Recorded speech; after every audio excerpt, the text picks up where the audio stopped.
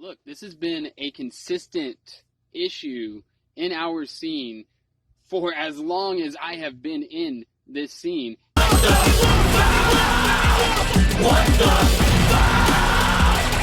What's good, you guys? Callie Green here, Carnival Spirits, and today we're going to be talking about Should ICP Retire? But before that, let's get to today's sponsor, shall we? Today's video is sponsored by my dog Lulu. Say hi, Lulu. Hi. And with that out of the way, let's get things started, shall we?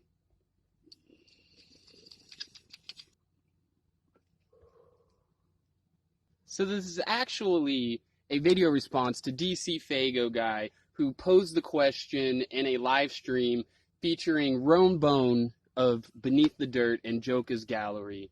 And I gotta be honest with you, this was a bit of a hard watch. Oh, you know what? Just give me till next Friday. I'll have it for you. Oh, that's funny. I could have sworn I said have it today. Yeah, I don't have it, sorry. So while posing the question, should ICP retire, a lot of things were brought up, including late orders, what happened to Straight Jacket, empty promises, did ICP lose their drive, are they treating juggalos wrong, do they need more help, will we ever see that third deck of cards, and are they promoting elitism? Trying to be a little edgy there, are we, DC? So, in all seriousness, let's talk about some of this shit, you guys. Let's talk about all this fucking shit, shall we? Let's start with Yum Yum Bedlam. These empty promises of current events. So, in recent years, ICP had stated that the next Joker's card will be coming out on Christmas motherfucking Day 2020. This didn't happen. We were told that we'd be getting, instead on Christmas, Yum Yum's lore to kind of build up the album while they put more work into it. This also didn't happen.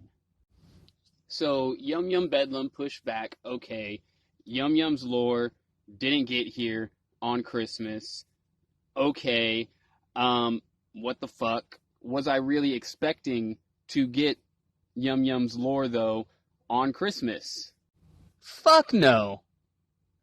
Yo, like, straight up, I'm still waiting on my package from the first fucking Patreon. So, no, I was not expecting to get Yum Yum's lore in time. But that brings us into our next topic.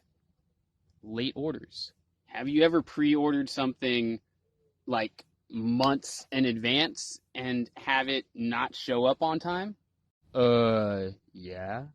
Who else remembers pre-ordering fucking Marvelous Missing Link, Lost, only for it to come out in the stores way before you got your pre-order?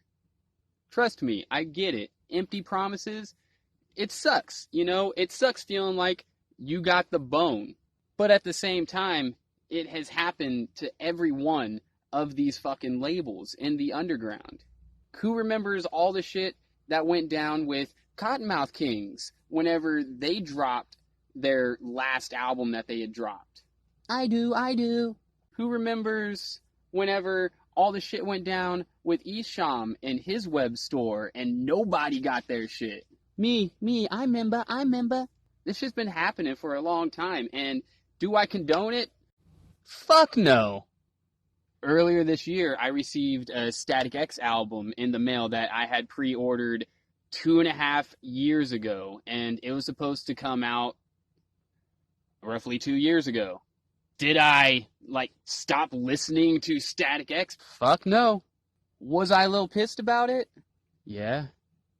It's my point, you know? We are fans of this shit, and we are allowed to get a little salty whenever things don't go according to plan.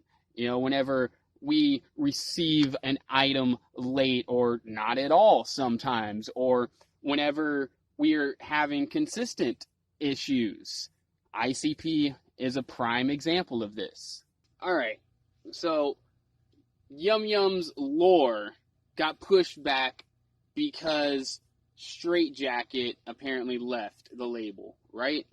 But ICP didn't say that directly, right? Being in a business and needing to keep your fucking NDA agreements going, staying professional, there are some things to the business aspect that you do not make public. So with that, another thing I heard brought up was the whole thing about Twisted and their masters. Yes, it is independent, but at the same time, it is a record label that was started in the 90s, ran as if it was a major label. Well, in some aspects.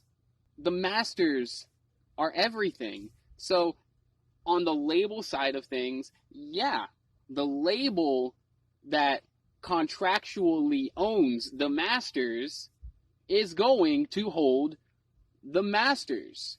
It's the business. Does it suck? Yeah, but it is what it is. Now, another argument that's being brought up is that they're not consistent enough with musical content. Like, seriously, you guys, we're in the middle of a fucking pandemic. Violent J has his own family. Shaggy has his. And the beginning of COVID was kind of sketch. Now that everything is as it is, and they are in the studio recording this music, Straight Jacket apparently is no longer with us. Am I surprised that Straight Jacket is no longer part of Psychopathic Records? Are you serious? Fuck no. People have been coming and going from Psychopathic Records since before it was Psychopathic Records. Ever heard of D-Lyrical? How about John Kick Jazz? Greasy E? Any of these names ring a bell? Project Born? No? Look, I have no idea why so many people come and go from the label. Does it suck? A little bit. But at the same time, I support ICP. I like the musical art and the visual art. I like ICP. I'm a fucking juggalo. That's my fucking shit that I am a fan of. Does it make me a sheep for liking what I like? Where's the sense in that? Does it make me a sheep for having a little understanding when an album gets pushed back? Whatever. What the fuck ever.